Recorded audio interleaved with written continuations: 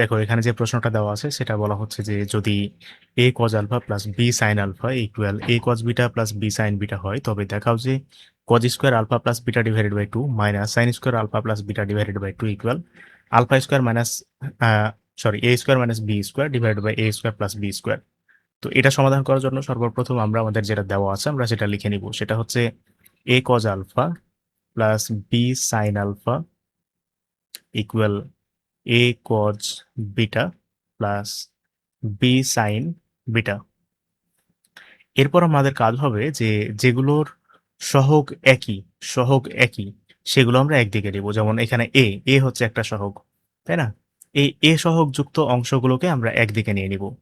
তাহলে কি আছে, a cos আলফা মাইনাস, এই যে এটাকে যদি আমরা বামে নিই তাহলে এটা মাইনাস হয়ে যাবে, তাহলে minus a cos beta equal ডান দিকে আছে b sin বিটা, এটা থেকে গেল। আর এই যে b sin আলফা এটাকে আমরা ডান দিকে নিয়ে নিব, তাহলে এটা মাইনাস হয়ে যাবে, তাহলে b sin আলফা। এখন আমরা উভয় পক্ষ থেকে a কমন নিতে পারি, তাহলে যদি a কমন নিই তাহলে থাকে a into cos alpha minus cos beta. এখন একইভাবে যদি আমরা ডান দিকে b কমন নিই তাহলে থাকে sin beta minus sin alpha. এবার আমরা আর গুণন করব, এটা আমরা আর গুণন যদি করি তাহলে কি হচ্ছে দেখো, cos alpha minus cos beta divided by sin beta minus sin alpha. আর ডান দিকে আগে থেকে ছিল b, আর এই a যদি ডানে যায় তাহলে a হয়ে যাবে। এখন আমরা সূত্র প্রয়োগ করব। এই যে cos alpha minus cos beta আছে, এটার একটা সূত্র আছে। সূত্রটা হচ্ছে যে, দেখো আমরা লিখছি যে cos c, এখন আমরা সূত্র লিখছি এখানে। সূত্রটা দেখো, সূত্রটা হচ্ছে cos c minus cos d, cos c minus cos d equal 2 sin c plus d divided by 2 sin d minus c divided by 2। এটা হচ্ছে একটা সূত্র। আর এই নিচেরটার জন্য আরেকটা সূত্র ব্যবহার করব, সেটা হচ্ছে sin c minus sin d equal 2 cos c plus d divided by 2 sin c minus d divided by 2। তো আমরা এই দুইটা সূত্র আমরা ব্যবহার করব, ব্যবহার করে আমরা এই সমাধানটা করব। তাহলে cos alpha minus cos beta এটা কোন সূত্রের সাথে পড়ছে, এটা অবশ্যই এই সূত্রের সাথে পড়ছে এটা। তাহলে আমরা এটা লিখি, তাহলে কি হচ্ছে লবে 2 sin c প্লাস d, এখানে c হচ্ছে আলফা, তাহলে আলফা প্লাস, সরি এটা ব্ল্যাকে লিখি, আচ্ছা দেখো এটা তাহলে কি হচ্ছে 2 sin c প্লাস d, মানে এখানে alpha plus beta divided by 2, তারপর কি আছে sin d minus c, sin, খেয়াল করে দেখো এখানে কিন্তু d মাইনাস c আছে, এখানে d হচ্ছে beta minus alpha divided by 2। আর হরে কি হবে, তাহলে হরে যদি আমরা সূত্র প্রয়োগ করি তাহলে হরে হরে আমরা সূত্র প্রয়োগ করবো sin c minus sin d এটা, তাহলে হচ্ছে এখানে 2 cos c plus d, c এখানে কি বিটা, তাহলে beta plus alpha divided by 2, আর এটা কি sin c minus d, c হচ্ছে beta, beta minus alpha divided by 2। তো এখানে খেয়াল করে দেখো, আচ্ছা ডান দিকে বি বাই এ, তো খেয়াল করে দেখো এই যে আমাদের এখানে 2 সাইন, দেখো উপরে 2 আছে নিচেও 2 আছে, তাহলে 2 2 কাটা যাবে, 2 আর 2 কাটা গেল, তাহলে এখানে sine alpha plus beta divided by 2, আর এখানে কি আছে cos beta plus alpha divided by 2। কিন্তু এখানে দেখো sine beta minus alpha divided by 2, sine beta minus alpha divided by 2, তাহলে এটা আর এটাও কাটা যায়। তাহলে আমাদের এখানে থাকছে কি শুধুমাত্র sine alpha plus beta divided by 2, আর হরে থাকছে cos cos beta plus alpha আছে, তো এটাকে আমরা আলফা প্লাস বিটা লিখতে পারি, alpha plus beta divided by 2 equal B divided by এ। তাহলে আমাদের এই অংশটা হলো। এর পরবর্তী অংশ দেখো। তাহলে পরবর্তী অংশে আমরা কি লিখব? দেখো, আগে কি ছিল?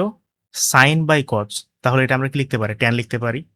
তাহলে আমরা লিখব যে tan alpha plus beta divided by 2 equal, equal কি ছিল? বি বাই এ। তাহলে বি ডিভাইডেড বাই এ। তো দেখো এখানে এই যে alpha plus beta divided by 2 এটা অনেক বড় একটা দেখায়। তাহলে আমরা এখানে ধরে নিই যে alpha plus beta divided by 2 equal theta. তাহলে এটাকে আমরা এভাবে লিখতে পারি যে 2 থিটা সমান alpha plus beta, alpha plus beta. মানে আমরা আর গুণন করেছি 2 এর সাথে গুণ হয়ে 2 থিটা, আর এখানে আলফা প্লাস বিটা। তো তাহলে এখানে কি হচ্ছে? Tan alpha plus beta divided by 2 সমান কি ধরেছি? থিটা। তাহলে tan theta equal B by A. তো এখন আমাদের প্রশ্নটা দেখতে হবে। প্রশ্নে দেখো আমাদের কি দেওয়া আছে, যে দেখাতে হবে এটা সমান এটা। তাহলে বাম পক্ষটা আমরা তুলি, যে বাম পক্ষ বা লেফট হ্যান্ড সাইড তুমি যে কোনোটা লিখতে পারো। বাম পক্ষ সমান কি? বাম পক্ষ সমান হচ্ছে cos square alpha plus beta divided by 2, cos square alpha plus beta divided by 2। তারপর কি আছে? Minus sine square alpha plus beta divided by 2, minus sine square alpha plus beta divided by 2। তো দেখো এখানে alpha plus beta divided by 2 সমান কি ধরেছিলাম? Theta.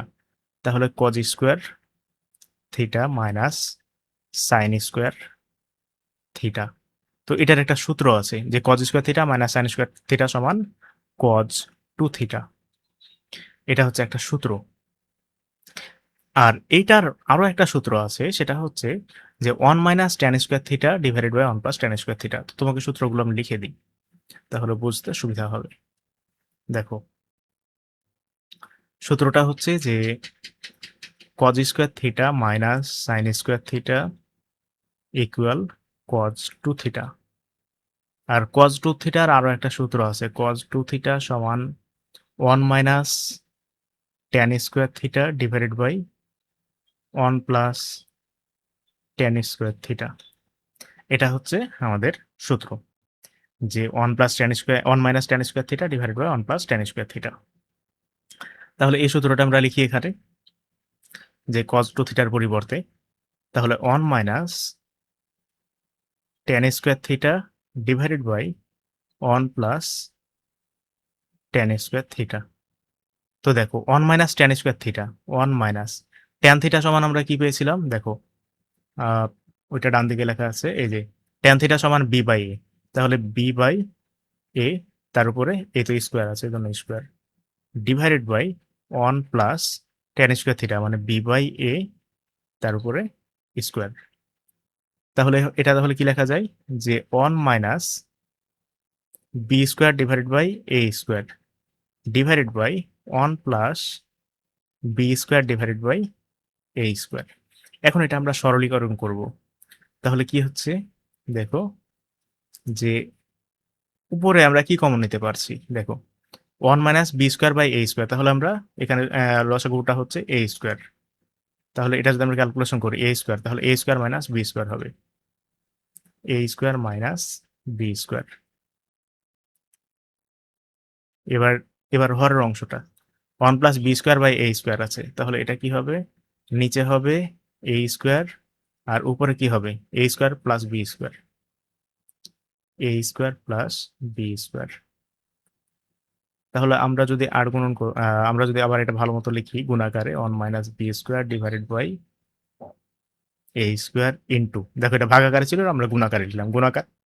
গুণাকারে লিখলে হরটা উপরে চলে যায় আর লবটা নিচে আসে, তাহলে এ স্কোয়ার প্লাস বি স্কোয়ার। এখানে এ স্কোয়ার স্কোয়ার ক্যান্সেল হয়, তাহলে থাকে A square minus B square divided by A square plus B square. দেখো এটা আমাদের রাইট হ্যান্ড সাইডে আছে, রাইট হ্যান্ড সাইড। দেখো এই যে রাইট হ্যান্ড সাইডে A square minus B square divided by A square plus B square. তাহলে এটা আমাদের হয়ে গেল। তাহলে আমরা বলতে পারি যে লেফট হ্যান্ড সাইড সমান রাইট হ্যান্ড সাইড। এটা হচ্ছে প্রমাণিত। আশা করি বুঝছো।